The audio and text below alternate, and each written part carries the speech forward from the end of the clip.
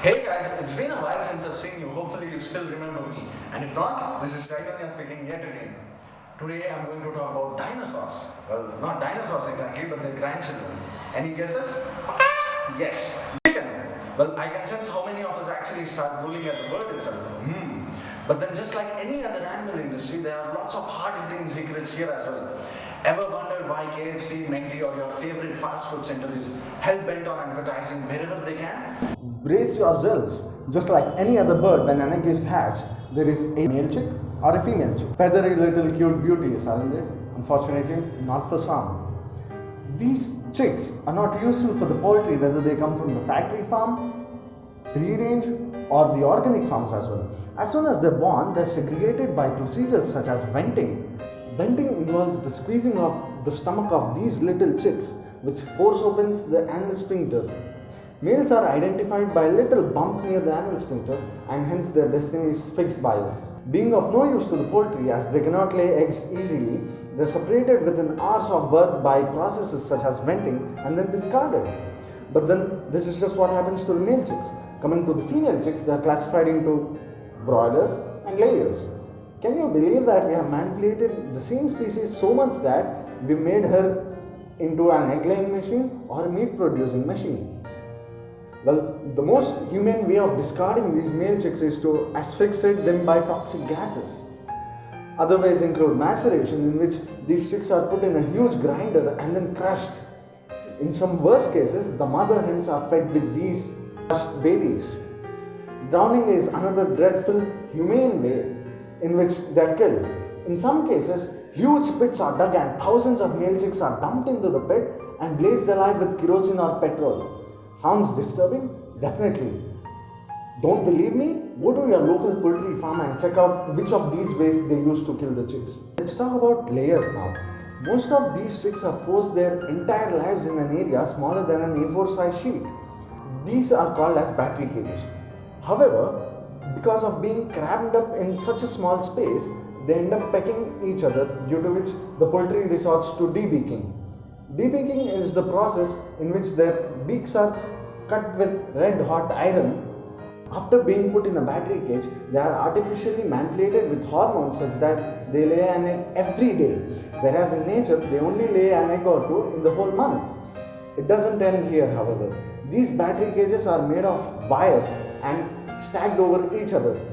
This means that the feces of the hens keep falling on top of each other, causing serious problems such as salmonella infections and ammonia burns.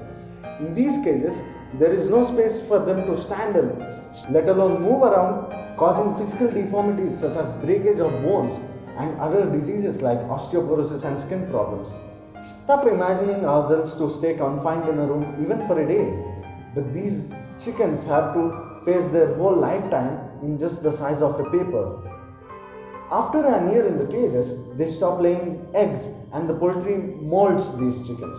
The chickens undergoing molting are kept in dark areas and are starved for more than a week or so, which ensures that they start their egg laying cycle again. After a couple of years, when they are no longer laying eggs, they are labeled as spent hens and are no longer useful.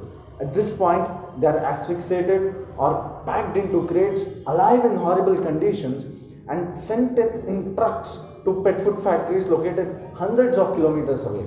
They are deprived of basic necessities such as food or water, as it doesn't matter to the pet industry whether they come alive or dead.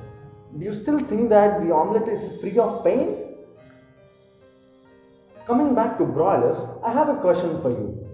Have you ever seen a chicken standing in a meat shop? I don't think so. This is because of the fact that they are fattened up so badly that they cannot even balance their own weight. These are abused victims of genetic manipulation, which leads to their spinal defects, bone disorders, and heart failures because of the artificial growth hormones injected by us. Their condition is so pathetic that they cannot even reach the water nozzles and sometimes even die of thirst.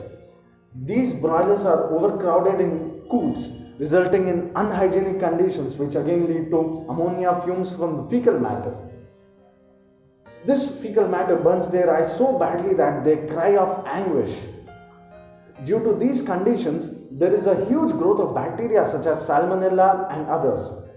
Just in order to prevent these bacteria from spreading, these hens are injected with antibiotics. Well, what's wrong in that? One common antibiotic injected in these hens is colistin. You might be surprised to know that colistin is an antibiotic which is administered to patients as a last resort when there's no hope for a patient to survive. The same antibiotic is used widespread in poultry farms, leading to antibiotic resistance in humans. Getting resistant to these antibiotics means that we are vulnerable to bacteria attacking us and leading us back to the dark ages of 18th century. You can Google superbugs if you don't believe me. Anyway, back to the point. After 22 to 25 days, these chicks are then sent to slaughter in the most gruesome way by dragging them, throwing them into cages in the trucks, carrying them upside down on scooters, getting their necks burnt on the exhaust. In automated slaughterhouses, their legs are shackled with chains, then electrocuted, and a mechanized rotary blade cuts their neck, after which they are scalded in boiling water for defeathering. Most of the times, the birds end up missing the blade and therefore get boiled alive. In live markets, however, they end up in the cages of the meat shop, watching the throats of their family being slit one after the other and waiting for their turn of death in horror, fear, and shock. And this is how they end up being our meal on Sunday, or in KFC, or in McDonald's. Do you think all the pain and horror they face is worth the Sunday chicken? Think about it.